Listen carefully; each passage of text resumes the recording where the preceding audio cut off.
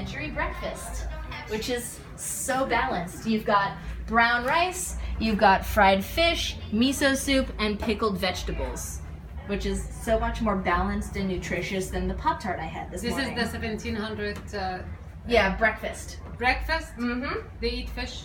Yeah. Oh, really? And miso soup. Miso soup is more of like an anytime thing, but it's mostly just served for dinner in the West because that's how we think of soup. And do they have lunch and dinner? Yeah. So breakfast, lunch, and dinner. Mhm. Okay.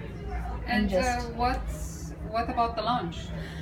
I mean, I guess it's just kind of whatever you want. No, it to be. I'm just wondering. So this give them the energy in the morning, or Yeah. or Yeah, I mean, biggest meal. Technically, breakfast should be the biggest meal of the day, and dinner the smallest because So, metabolism. But you'd be eating rice with every meal because rice. Yeah, it's like eating bread. Everything. It's just you always have rice. okay. And then this is the kitchen. So this is completely different from the rest of the house because the rest of the house was the Shoin-zukuri manor home for the very, very rich, the top 1%. This is the 99%. So this is how normal people would have lived in the countryside. Okay. So this is a Minka-style farmhouse kitchen. And it would be, if this room, say, extended out to where the guardhouse is over there, it could be a one-room farmhouse, but this size, that's okay, is more of just the kitchen on a bigger house. And the split level is a fire safety thing. So anything that you have with open flames goes down on the ground, and anything without open flames happens on the wood, because everything here is very flammable. You've got wood, you've got paper, you have straw mats, so fire hazard.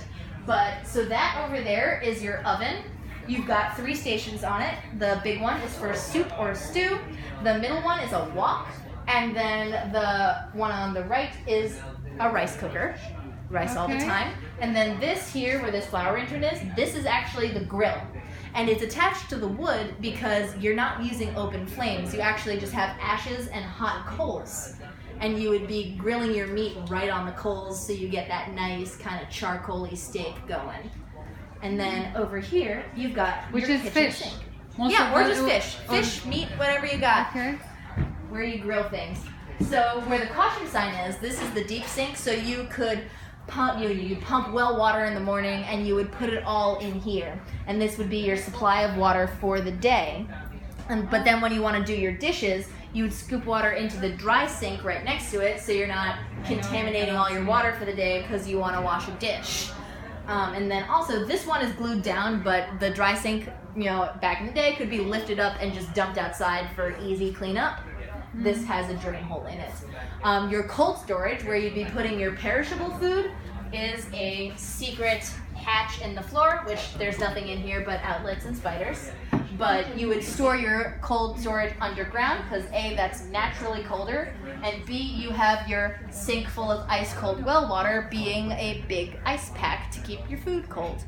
Wow. And this is the 1700. This is the fridge. 17th century, good refrigeration tools. Refrigeration, yes. And then your non-perishable food would be in this cabinet right here, your tansu. And this is actually a 19th century cabinet. And we know this. Real. Yes. Well, this was donated to us, but also the wire.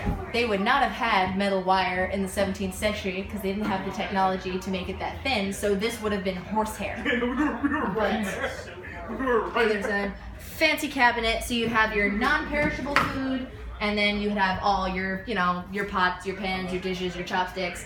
The stuff in here is not kitchen stuff. This is all flower arranging supplies because all of the flour, all of the flowers that you see are donated to us by the Gavana Society. They keep their stuff there, and then they give us flowers. So that's nice. It's super nice of them. I like this oven. It's very organized. Yeah, although the funny story is that this is actually backwards because when the movers were putting this here in the mid-50s, they had no idea what they were looking at. And so they put it in backwards on the wet concrete, and now we can't move it. But it's supposed to be facing the other way so you can see the holes that you'd put the wood in to burn. Oh, okay. Because if it were being used, you'd see scorch marks on the walls because it's too close. But Makes sense. that's our fun little error story. And then, so traditional Japanese houses wouldn't have had chimneys. So how you get all your smoke out, these vents are like the ones I showed you in the bathhouse that open. So here one is closed, one is open, but you can open or shut them whenever. However, this roof is just like this because it shares a roof with the rest of the house. Traditionally, Minka farmhouses would have a straw thatched roof, and the smoke just filters right through the roof. And it's actually necessary to keep a fire burning 24/7 to preserve it, because the smoke, dries it out and also drives away any vermin that might want to live in it. So there just always be smoke. And it's kind of cool.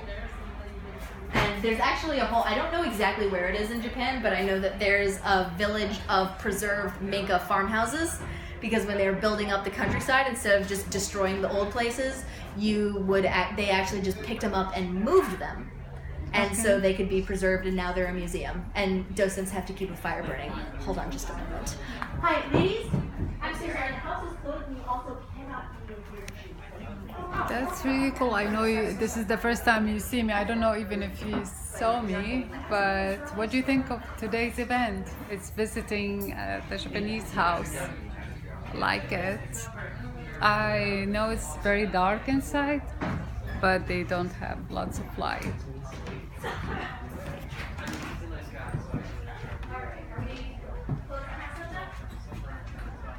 Okay. Oh, I'm sorry. You have to have your shoes off if you're inside the house.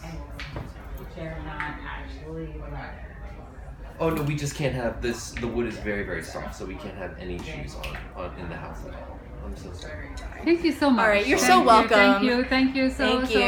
And have a fantastic evening. You too, dear. Thank you. And tell me quickly, what is the thing that I wrote the paper for my wish? Tanabata. Tanabata, and Yes. it is the festival, the Star Yes. Festival, And where you actually- are gonna burn.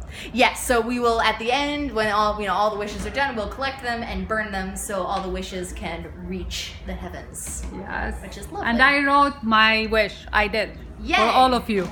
We love it. And also, actually, before you leave, we have a little placard that has the story of Tanabata on it, so you can take a picture of it. Where is it, Jeff? Right on the veranda.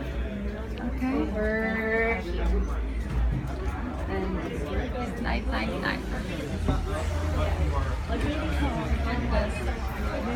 There it is. There's the story. Well, there's nothing there for me to eat, honestly. It's right there. Okay. But there's nothing there for me to All eat. right. Thank you so much. Thank you so much. Have a fantastic evening. You are a great historian girl.